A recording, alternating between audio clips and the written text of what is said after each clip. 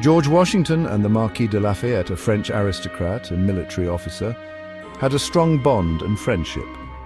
Lafayette was a staunch opponent of slavery and believed in the principles of liberty and equality. He visited Washington at his Mount Vernon estate and met with him on several occasions.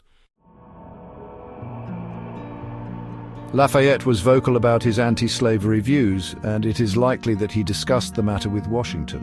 While there is no definitive record of their private conversations on slavery, it is possible that their differing perspectives on the issue may have been a topic of discussion between them.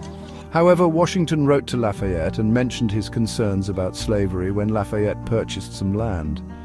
Readers can find the correspondence on slavery in the 7th paragraph of Washington's letter. In 1783, Lafayette purchased a plantation in French Guiana called Cayenne and attempted to establish a colony where enslaved people would work as paid laborers, gradually transitioning them to freedom. However, the venture faced significant challenges, and the plans were never fully realized. Washington, troubled by the state of slavery in the U.S., wrote, "The benevolence of your heart, my dear Marquis, is so conspicuous upon all occasions that I never wonder at any fresh proofs of it. But your late purchase of an estate in the colony of Cayenne, with a view of emancipating the slaves on it, is a generous and noble proof of your humanity. Would to God a like spirit would diffuse itself generally into the minds of the people of this country, but I despair of seeing it. Some petitions were presented to the Assembly at its last session for the abolition of slavery, but they could scarcely obtain a reading.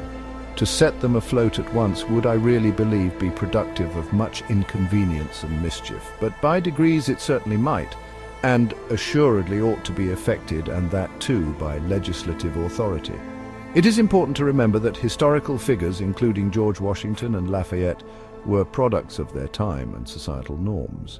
Their views on slavery were influenced by the context in which they lived, and while some individuals expressed anti-slavery sentiments, the institution of slavery persisted in the United States until it was abolished through the 13th Amendment in 1865.